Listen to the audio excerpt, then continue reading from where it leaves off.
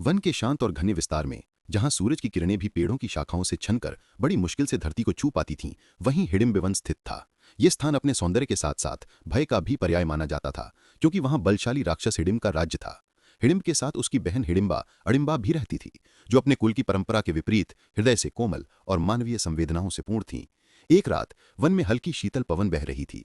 उसी रात पांडव अपनी माता कुंती के साथ लाक्षागृह की आग से बचकर इसी वन में पहुंचे और थकान से चूर होकर एक वृक्षों के गुच्छे के नीचे विश्राम करने लगे। भाइयों ने पहरे की बारी बांटी और प्रथम पहरा भीम ने संभाला। अपनी अपार शक्ति के चलते भीम को थकान का अनुभव ना के बराबर था। उसी समय वन में बैठे हिडिंब को मानव मांस की गंध आई। उसके लिए यह एक आकर्षक भोज का संकेत था। उसने तुरंत अपनी बहन हिडिंबा को आदेश दिया, बहन जा, ये सुगंध जहां से आ रही है वहां जा और उन मनुष्यों को यहां ले आ, ताकि मैं अपना भोजन प्राप्त कर सकूं। हिडिंबा आदेश पालन हेतु निकली, परंतु जैसे जैसे वो मानवों के निकट पहुंची, उसके हृदय में एक अजीब सी अनुभूति जाग उठी। उसने झाड़ियों के बीच से झांक कर देखा, धरती पर 5 तेजस्वी पुरुष सो रहे हैं और निकट ही एक दिव्य आभा वाला युवक धनुष पर झुका पहरा दे रहा है। उसका सौंदर्य, ओज और शौर्य ऐसा था मानो कोई देवता धरती पर उतर आया हो। हिडिंबा का मन पहली ही दृष्टि में मोहित हो गया। वो समझ गई कि ये कोई साधारण मनुष्य नहीं है। वो धीरे से आगे बढ़ी और नम्र स्वर में बोली, हे वीर पुरुष, आप कौन हैं और इस घने वन में किस कारण विश्राम कर रहे हैं? ये स्थान सुरक्षित नहीं है। मेरा भाई हिडिंब इस वन का राजा है और वो मानवों को भोजन बनाता है। आप सब शीघ्र यहां से चले जाएं। भीम ने उसकी बातें ध्यान से सुनी।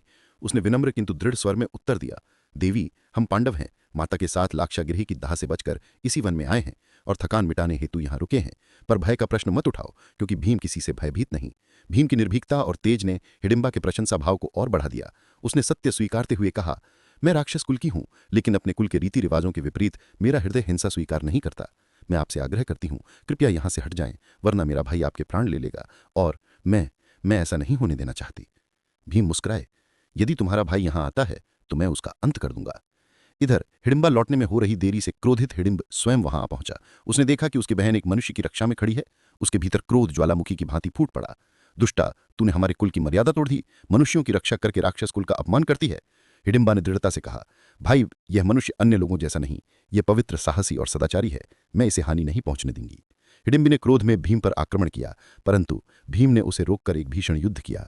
क्रोध और शक्ति से भरे दोनों के मध्य ऐसा संग्राम छिड़ा कि वृक्ष हिलने लगे और धरती कांपने लगी। अंततः भीम ने हिडिंब को परास्त कर उसका वध कर दिया। वन में शांति फैल गई। हिडिंबा ने कृतज्ञ भाव से कहा, आपने मेरा जीवन ही नहीं बचाया, मुझे अन्याय से भी मुक्त किया। यदि आप अनुमति दें तो मैं आपके साथ जीवन बिताना चाहती हूँ। मैं आपकी पत्नी बनने की इच्छा रखती हूँ। भीम ने इस विषय में धैर्यपूर्वक विचार किया। माता कुंती और युधिष्ठिर की अनुमति के बाद ये निर्णय हुआ कि भीम कुछ समय के लिए हिडिंबा के साथ रहेंगे। विवाह संपन्न हुआ और दोनों ने एक समय प्रेमपूर्वक व्यतीत किया। उनके संयोग से गदाधारी महाबली पुत्र घटोत्कच का जन्म हुआ, जिसने आगे चलकर महाभारत युद्ध में पांडवों का महान सहायक बनकर वीर गति प्राप्त की। समय आने पर हिडिंबा ने भीम को उनके कर्तव्य के लिए मुक्त कर दिया और आशीष देकर विदा किया। आगे चलकर वो माता अडिंबा हिडिंबा देवी के नाम से पूजनीय हुई। उनका प्रेम, त्याग और चरित्र उन्हें दैवी स्वरूप प्रदान कर गया।